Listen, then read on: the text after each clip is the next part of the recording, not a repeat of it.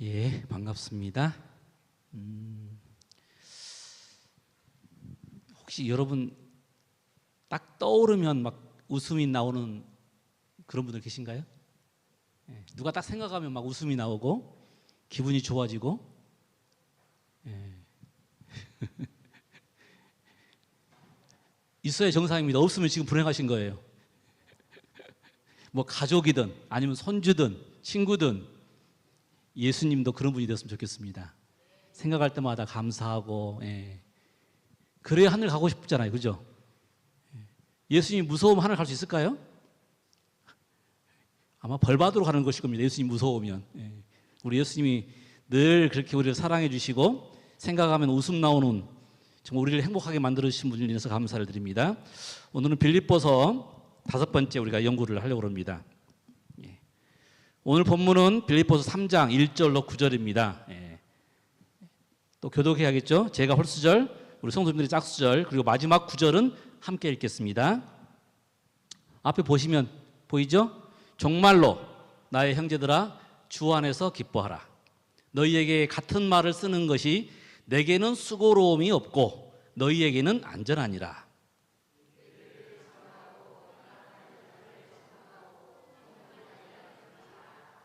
하나님의 성령으로 봉사하며 그리스도 예수로 자랑하고 육체를 신뢰하지 아니하는 우리가 곧 할례당이라.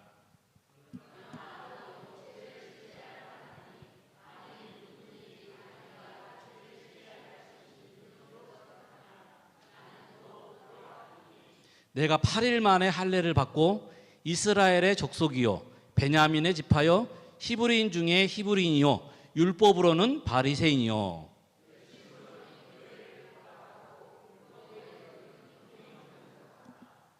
그러나 무엇이든지 내게 유익하던 것을 내가 그리스도를 위하여 다 해로 여길 뿐더러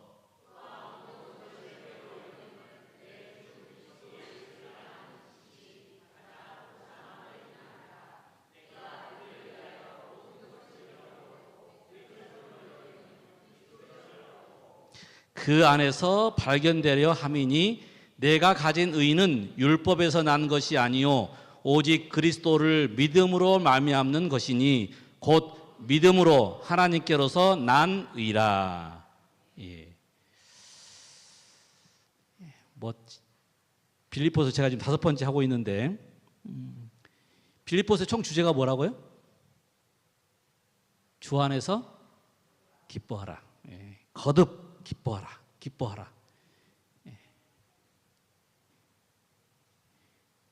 예수님 안에 있으면, 예수님을 생각하면 막 웃음이 나오고, 예수님 생각하면 참을 수 있고, 예수님 생각하면 용서가 되고, 그게 신앙입니다.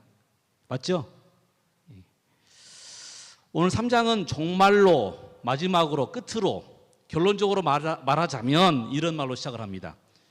아마 이런 단어는 보통 새로운 이제 뭔가 말을 종결을 하면서 새로운 것을 소개하려 할 때 주로 사용하는 말이겠죠. 2장까지 어떻게 기쁘게 살 수 있는지를 이야기했습니다.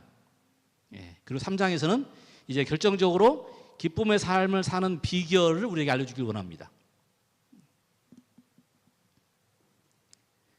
첫 부분은 이렇게 시작합니다. 정말로 나의 형제들아 주 안에서 기뻐하라.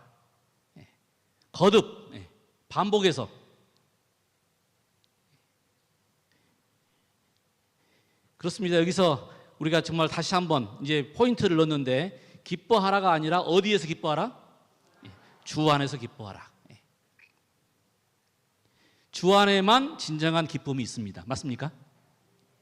우리가 다른 기쁨이 있는데 금방 사그러들어 버려요. 왜냐하면 그 구원의 힘이 약하기 때문에 우리가 그것이 우리의 어떤 그 본능적인 어떤 것일 수도 있고 그 다음에 어떤 물건을 얻었을 수도 있고 그런데 그런 것들은 시간이 가면 금방 사그러든다는 것입니다. 그래서 정말 우리를 영원하게 행복하게 해줄 수 있는 가장 근원은 우리 주님의 사랑 안에서 우리 주님의 우리를 위한 그 보호하심, 제공하심, 우리를 구원하심 안에서 우리는 늘 기쁘게 살 수 있다라고 말하고 있습니다. 이 초반부를 다른 말로 번역한 거 제가 읽어드릴게요. 나는 지금까지 기뻐하라는 말을 여러 번 되풀이했습니다. 그러나 이 반복은 지루한 것이 아닙니다. 그것은 여러분의 유익을 위한 것입니다. 나는 진실로 여러분이 기쁘고 행복한 삶을 사는 것을 보고 싶습니다. 여러분 기뻐하시기 바랍니다. 주 안에서 기뻐하십시오. 바울은 기쁨의 삶을 추구하는 유형에는 두 가지가 있다고 설명해요. 하나는 율법의 길이고요. 또 하나는 복음의 길입니다. 많은 사람들이 율법을 지킴으로 인간의 노력을 통해서 하나님을 기쁘게 할 수 있다고 생각을 해요. 그와는 반대로 복음의 길이 있는데 그것은 주님의 보혈로, 주님의 사랑으로 우리가 기쁨을 가질 수 있다고 하는 것입니다. 전자는 율법의 길은 우리 스스로 노력하는 것일 거요. 그 다음에 복음의 길은 누구로 인해서? 예수 그리스도의 사랑으로 인해서.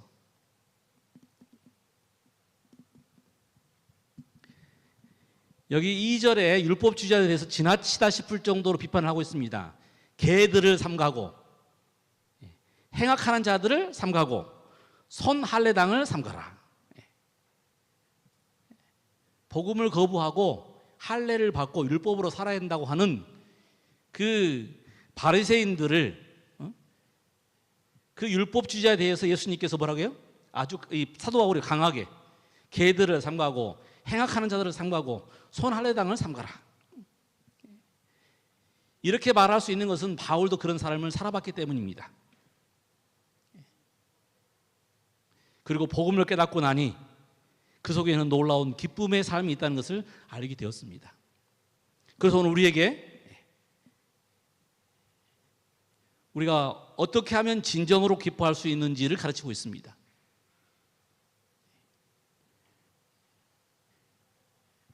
그는 경험을 통해서 진정한 기쁨을 주지 못하는 것, 임시적으로 템퍼러리로 기쁨을 주는 것과 그 다음에 진정한 기쁨을 주는 것, 퍼머넌트하게 영원하게 사라지지 않고 흔들리지 아니하고 기쁨을 주는 것이 무엇인지를 지금 빌립보서 3장을 통해 설명하고 있는 것입니다. 그래서 오늘 저는 이 저녁 진정한 기쁨을 얻으려면이라는 제목으로 3장 초반부를 함께 생각해 보겠습니다. 여러분, 진정한 기쁨은 조건이나 환경 때문에 주어지지 않습니다. 일반적으로 사람들은 좋은 부모를 만나고 좋은 환경이 되면 행복할 것이다, 기쁠 것이라고 생각을 합니다. 물론 그럴 수 있죠. 그런데 그것은 마치 단거리 경기에서 스타트하는 거하고 똑같은 거예요. 스타트를 좀 빨리 한 겁니다. 부모 덕분에 스타트를 좀 빨리 한 거예요. 그런데 스타트를 빨리 했다고 1등 하나요? 조금 더 유리해요. 그러나 그것이 결국은 그의 인생이 첫 번째로 들어가는 건 아니란 이야기죠. 성경에서는 어떻게 표현했냐면 먼저 된 자가 나중되고. 왜요? 뭐가 없기 때문에 그래요. 백만돌이 아시죠? 백만 하나, 백만 둘, 백만 셋 에너자이저. 저가 나중에 이 배터리가 딸린 거예요. 힘이 딸리는 것입니다. 그게 진짜냐 가짜냐가 구별하는 거예요. 누구나 처음에는 다 위장할 수 있습니다. 누구나 다 기쁜 것처럼 할 수 있어요. 그런데 시간이 가고 나면 진짜 근원에 힘이 있는지 없는지가 나중에 가면 판가름 난다는 것이죠. 그래서 조건이나 환경은 진정한 기쁨이 될 수 없어요.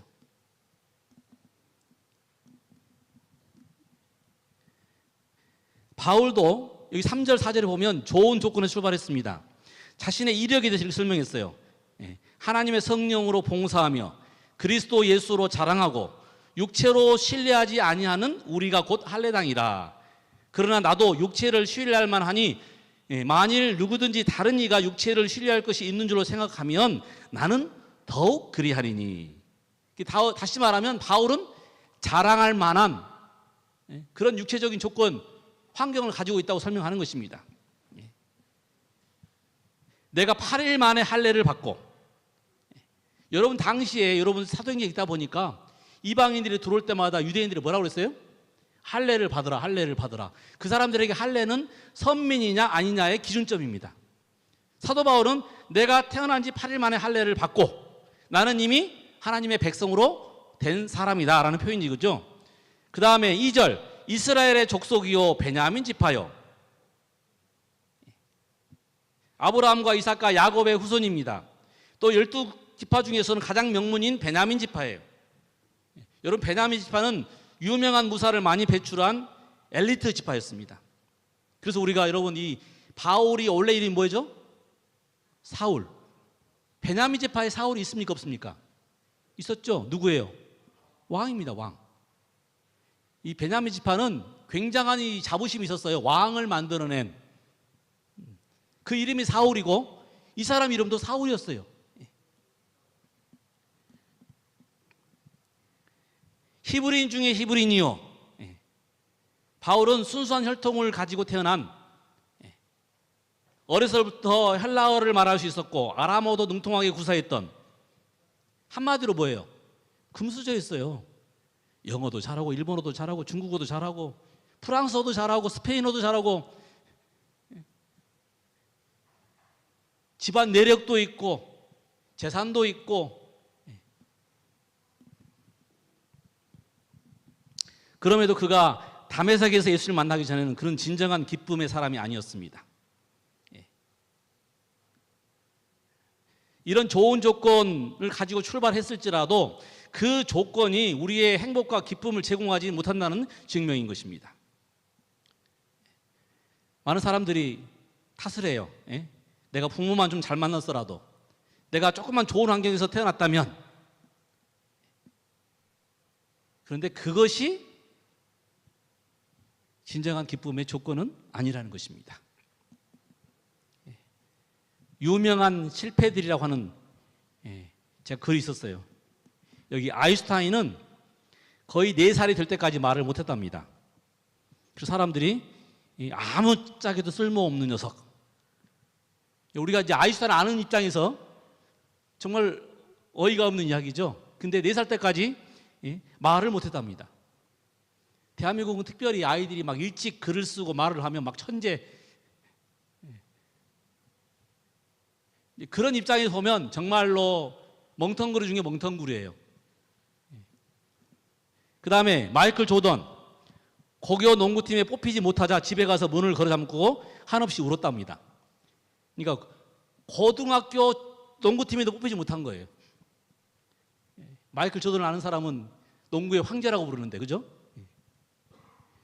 그 다음에 월트 디즈니, 신문사에서 상상력 제로, 창의적인 아이디어 제로라는 이유로 해고당했습니다. 그 다음에 스티브 잡스, 30살에 자신이 설립한 회사에서 쫓겨났어요. 오프라 윈프리, 텔레비전에 나올 만한 적합한 인물은 아니다 해가지고 뉴스 앵커 자리에서 강등됐습니다. 여러분 아시는 이분들은 지금 세계적으로 가장 유명한 사람들이에요. 조건이, 환경이 그 사람들을 만들지 않았습니다. 여러분, 좋은 조건이 좋은 조건이 성공을 보장하지 못하는 것처럼 나쁜 조건도 실패를 만들지 않습니다. 좋은 조건이, 환경이 행복을 보장하는 것이 아닙니다. 아무리 열악한 환경이라도 우리는 불행하지 않는 법과 같은 것입니다. 만일 열악한 환경에서 출발한 인생이라면 그것 때문에 내가 불행하다는 생각을 버리시기 바랍니다. 불리한 환경에서도 나는 여전히 행복할 수 있다고 믿으시기 바랍니다. 왜냐하면 여러분, 우리의 행복과 기쁨은 환경과 조건에 좌우되지 않기 때문입니다. 진정한 기쁨은 조건이나 환경이 아니라는 것입니다. 그렇다면 그런 조건 때문에 우리가 슬퍼할 수는 없는 것입니다. 다음으로 여러분, 진정한 기쁨은 무언가 우리가 이루었기 때문에, 성취했기 때문에 기쁜 것도 아닙니다. 물론 무언가를 이루어내는 것은 굉장히 아름다운 일이죠. 메슬로가 말한 것처럼 욕구의 단계 중에서 하나씩 하나씩 해결될 때마다 생리적인 욕구가 해결되고, 안전의 욕구가 해결되고, 애정의 욕구가 해결되고, 그 다음에 존경의 욕구가 해결된 다음에 자아 실현의 욕구가 만족되어야 행복하다고 그래요. 그것이 뭔가 이루어져야 우리가 행복할까요? 그렇게 말하면 가난하고, 그 다음에 배우지 못하고,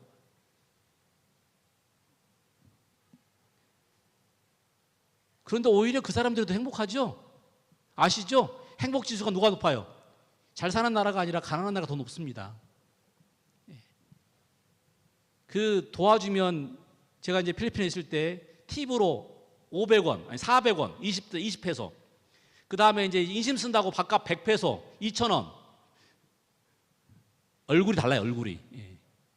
우리 같으면 2,000원 좀 뭐라고 그래요? 우리 아이들 그 설의 명절에 1,000원짜리 주면 난리 납니다. 10,000원짜리 줘도 잘 받을까 말까인데, 근데 그 사람들은 2,000원 줘도요, 얼굴이 확 피고요, 밝고요. 그 다음에 같이 그 조금 갖고 나눠서 먹더라고, 나눠서. 결국 우리가 뭘 가지고 있기 때문에, 뭘 했기 때문에 기뻐한 것이 아니라는 것입니다. 바울은 예수 믿기 전에 상당한 업적을 이루었어요.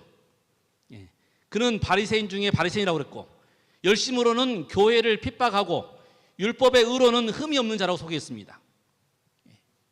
여러분, 바리새인들이 우리가 대표적인 위선자라고 부르지만 바리새인만큼 열심히 한 사람이 있을까요, 없을까요? 없습니다. 그들은 날마다 율법을 읽고 지키면서 살고자 하는 사람들이에요. 적어도 외적으로는 모든 사람이 존경할 만큼 남을 구제하고 기도하고 금식하고,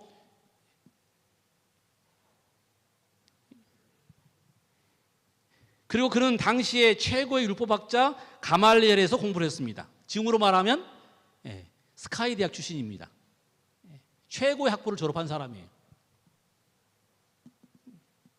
열심으로는 교회를 핍박했습니다. 교회를 핍박한 것이 우리가 볼 때 나쁘게 보이지만 당시에는 그만큼 열심히, 누가 남한테 듣기 싫은 소리를 좋아하겠어요?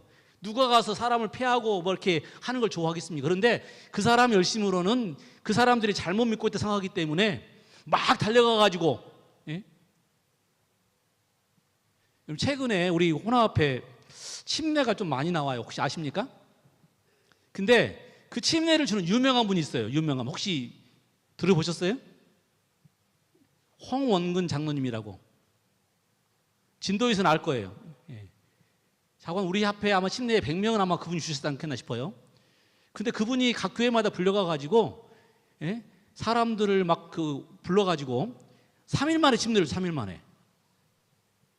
지난번에 모슬포 교회는 30명 침례를 줬습니다. 30명. 5명 교회 나오는 교회인데요. 30명을 침례 줬어요. 기가 막힌, 지금 미국에 가서도 지금 뉴욕에 가서 13명 침례 주고, 절대 안 줄 수 없는 지역이에요. 그렇다고 뭐 1년 동안 씨를 뿌리는 것도 아니고, 어떻게 그런 일이 가능할까요?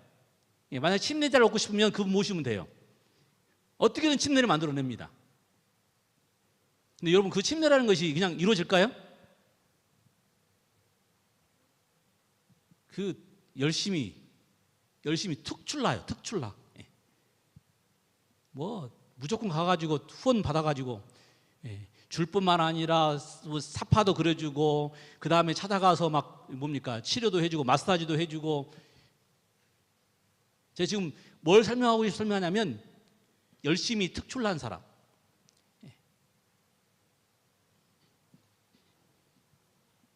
이 바울이 그런 사람이었습니다. 죽자고 달라들어가지고 많은 사람들을 잡아다가 죽이기도 했어요. 또 이 유대교에서 볼 때는, 바리새인들이 볼 때는 또 대단한 이 사람이에요. 왜냐하면 예수 믿는 이교도들을 잡아 죽이는 사람이었거든요.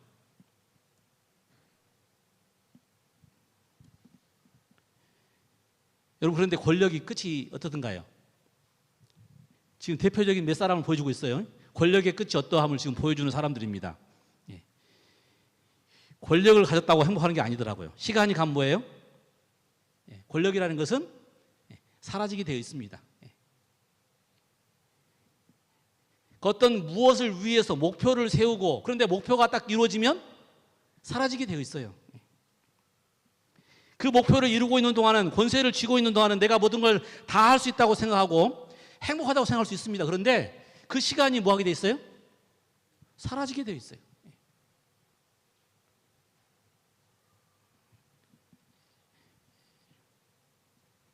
바울도 그런 권세를 쥐고 있었지만 그 권력으로는 행복하지 않다고 증언하고 있는 것입니다. 율법의 의로 흠이 없는 자라고 자기를 고백했어요.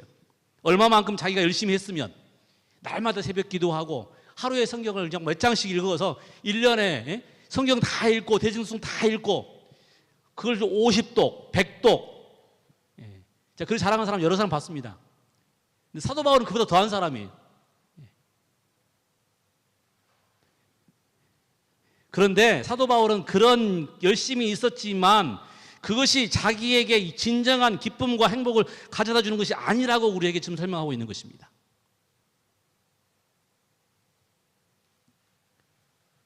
살아보시니 다 아시잖아요. 그죠? 그것이 우리의 기쁨을 영원히 주지 않는다는 것입니다.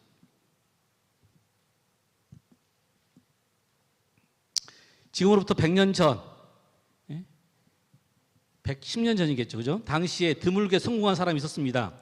20세의 문과에 급제해서 벼슬길에 일찍 오르고 주미공사, 주일공사를 지냈고 젊은 나이에 외무대신이 되었어요. 우리나라 말로 하면 외무부 장관이 되었겠죠. 그런데 그가 한국을 위한다는 명분으로 일병과 합병하는 것을 돕다가 결국 나라를 팔은 역적이 되었습니다. 누구겠습니까? 이완용입니다. 이완용.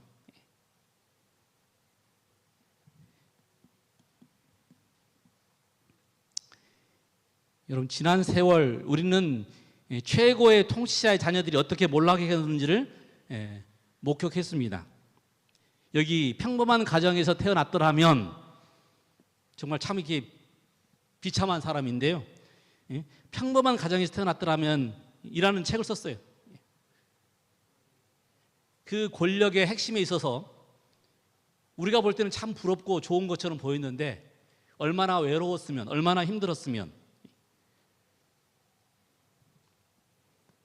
여러분, 그렇게 성취했을지라도, 높은 자리에 올라갔을지라도 행복한 것은 아닙니다. 물론 우리가 남들보다 먼저 갈 수 있습니다. 남들보다 더 많이 일할 수도 있고요. 남들보다 더 높은 자리에 앉을 수도 있고요. 남들보다 더 많은 것을 가질 수 있습니다. 또 남들보다 더 오랫동안 신앙할 수도 있겠죠. 그런데 상대적인 것이 절대적인 하나님의 것을 이룰 수는 없는 것입니다. 잠깐 그런 조건들이, 그런 어떤 내가 가지고 있는 이룸들이, 성취들이 나에게 만족을 줄 수는 있지만 그것이 영원하지는 않다는 것입니다. 무엇만이 영원할까요? 하나님의 의만이. 하나님의 의가 없이는 우리는 진정으로 기뻐할 수 없습니다. 그래서 오늘 여러분, 빌립보서가 우리가 가르치고 있는 중요한 포인트, 우리가 진정으로 기뻐할 수 있는 이유, 누구 때문에요? 예수님 때문에. 예수님 때문에. 조용히 우리가 힘들어서 무릎을 꿇고 눈을 감으면 예수님의 말씀을 생각하다 보면 눈물이 나고, 힘들고 어려울 때 내가 예수님을 생각하면 갑자기 용기가 나고 힘이 나고, 누가 볼 때 정말 가장 어려운 순간이지만 항상 웃을 수 있는 것은 누구 때문에요? 예수님 때문에. 혹시 교회 누구 때문에 싫을 수 있어요. 목사님 때문에 싫을 수도 있어요. 그렇죠? 아니면 교회 환경이 싫을 수도 있고. 그런데 우리를 정말 영원히 기쁘게 할 수 있는 건 누구라고요? 예수님입니다. 예수님. 예수님의 약속, 예수님의 사랑, 우리를 지키시고 보호하심, 그것을 기억할 때마다 얼굴에 미소가 지어지고 마음에 용기가 솟고, 할 수 있어, 가능해. 여러분, 사단은 우리에게 자꾸 뭐라고 한다고요? 너는 안 돼. 너는 안 돼. 근데 예수님 뭐라고 하신다고요? 괜찮아. 괜찮아.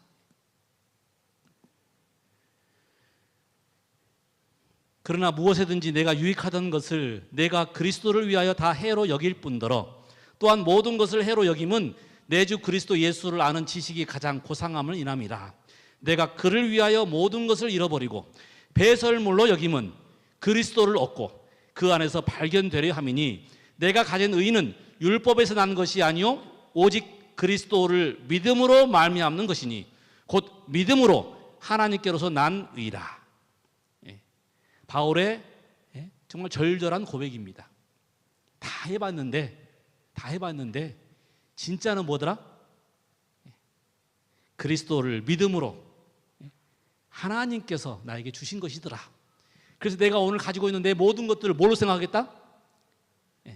배설물로, 쓰레기로 생각하겠다 이 말입니다.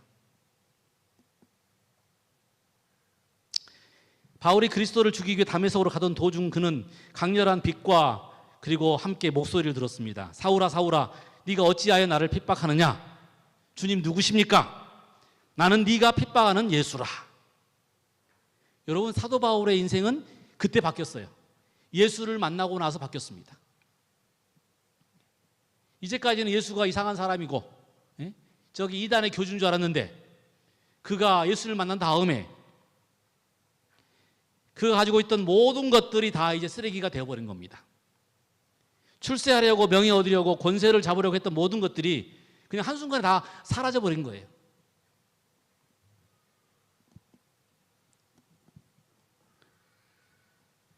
예수님은 그를 의롭다고 해주셨어요. 영광의 증인으로 삼아주셨어요. 그러자 그의 인생이 행복이고 기쁨이 되었습니다. 오늘날 유감스럽게도 많은 그리스도인들이 예수님을 발견하는 기쁨 대신 바울이 쓰레기로 버리려고 했던 것들을 바라고 찾고 있는 사람들이 많습니다.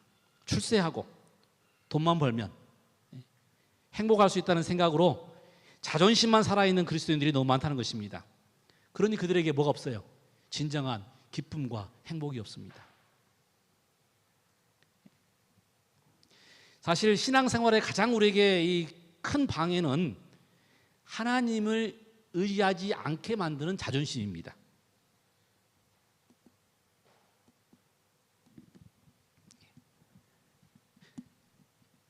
그리스도 안에는 모든 충만히 거하신다. 그는 우리들에게 모든 것을 해로 여기도록 가르쳤으니 이는 내 주 그리스도 예수를 아는 지식이 가장 고상하기 때문이다. 이 지식은 인간이 도달할 수 있는 최고의 과학이다.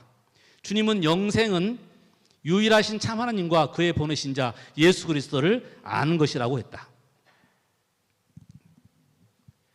바울이 전에 가치 있게 생각했던 의는 이제 아무 가치가 없었다.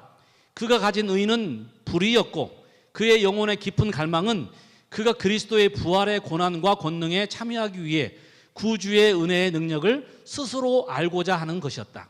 그는 자신을 구원하려고 교회를 핍박한 자기의 힘을 의존하였다.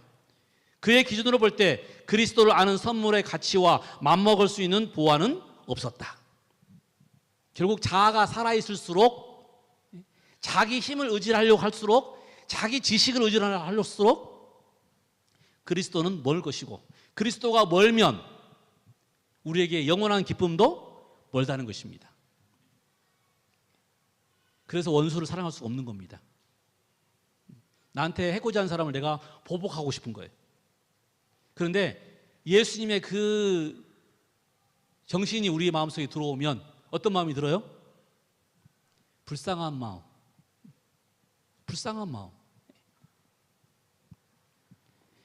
바울의 경험으로 볼 때 여러분 예수 믿는 일에 있어서 가장 큰 방해는 누구냐면 내 경험이에요. 내 지식입니다. 나 자신입니다. 내가 붙들고 있는 내 자신, 나의 왜곡된 자존심이 내 신앙의 가장 큰 장애물이 되는 것입니다. 이 남자와 여자가 길을 찾아갈 때 다르다고 그래요. 아시죠? 남자들은 자기가 알고 있는 지식을 동원해서 가다가 엉뚱한 길로 많이 가요. 근데 여자분들 어떻게 합니까? 잘 모르니까 물어요. 어디로 가야 됩니까? 어디로 가야 됩니까? 어디로 가야 됩니까? 우리가 지식으로 볼 때 남자들이 더 빨리 갈 줄 보이는데 실상은 누가 더 빨리 가요? 길을 물었던 여자들이 더 빨리 갑니다. 왜 그래요? 남자들은 뭐가 있어서? 자존심이 있어서. 예. 자존심이 있어서 예. 잘 안 굽혀요. 예.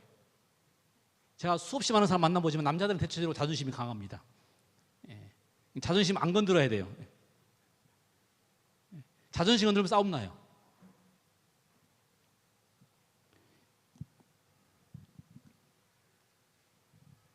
바울은 자신이 붙잡고 있는 모든 것들이 쓰레기라고 해요. 쓰레기.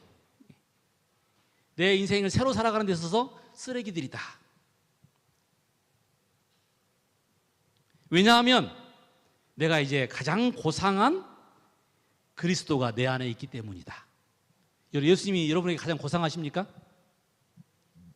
그것이 신앙의 시작입니다. 예수님이 고상해야, 예수님이 너무 좋아야, 예수님의 이 것들이 너무너무 이렇게 듣고 싶고 보고 싶어, 그래야 우리가 행복해진다는 것입니다. 저는 이제 마지막 예화를 통해서 이 말씀을 드리고 싶은데요.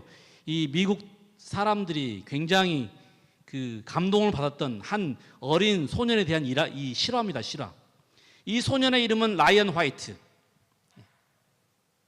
이 사람은 혈우병을 앓다가 수술을 받았고 수혈을 받았는데 그만 수혈을 잘못 받아가지고 후천성 면역 결핍증 에이즈를 앓게 되었습니다. 이쯤 되면 얼마나 화가 나겠어요, 그죠? 내 잘못도 아니고 지금 병원의 잘못이잖아요. 그렇죠? 그래서 이제 죽음의 길에 놓이게 된 것입니다. 그런데 그가 이제 자기의 병을 알게 되고 정말 죽을 수밖에 없는 것을 알았지만 누구도 원망하지 않고 변함없이 너무나 밝게 학교 생활을 했습니다. 그리고 오히려 다른 사람에게 친절했고 그의 부모를 위로했고, 이런 사실이 신문을 통해서 알려지게 되면서 정말 당시에 유명한 사람들, 레이건 대통령, 그리고 도널드 트럼프 같은 이 부동산업자, 마이클 잭슨, 이런 인사들이 찾아와서 관심을 표해 주었어요. 그럼에도 불구하고 그는 죽음에서 해결되지 않았습니다. 결국 5년 더 살다가 18살에 죽었습니다. 그리고 이 소년이 죽기 전에 아버지와 마지막으로 나눈 대화의 내용이 잡지에 실렸습니다. 아들아, 미안하다. 이제는 너에게 아무것도 해줄 것이 없구나. 이 아빠가 더 이상 어떤 선물도 줄 수 없음을 용서해다오.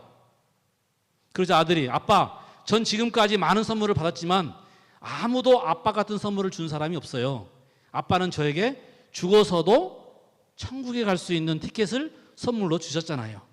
바로 예수님을 소개해 주셨어요. 아빠 때문에 교회에 나가서 예수님을 믿고 영생을 선물로 얻었어요. 이보다 더 위대한 선물은 없을 거예요. 여러분, 이 소년이 그 억울한 일 가운데서 죽어가면서 이제 행복한 이유를 아시겠습니까? 그 소년에게 뭐가 있었어요? 예수님이 있었어요. 예수님.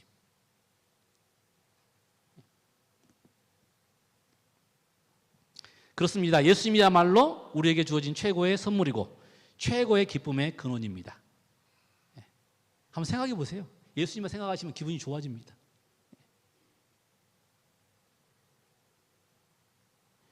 그래서 사실 교회에 와서 말씀 듣고 집에 가서 기도하고 성경 보고 이게 뭐 대단한 일이겠습니까? 그런데 이상한 것은 그렇게 하는 사람일수록 누구와 가까워져요? 예수님과 가까워져요. 더 행복해지고요. 더 많은 것을 내려놓을 수 있고요.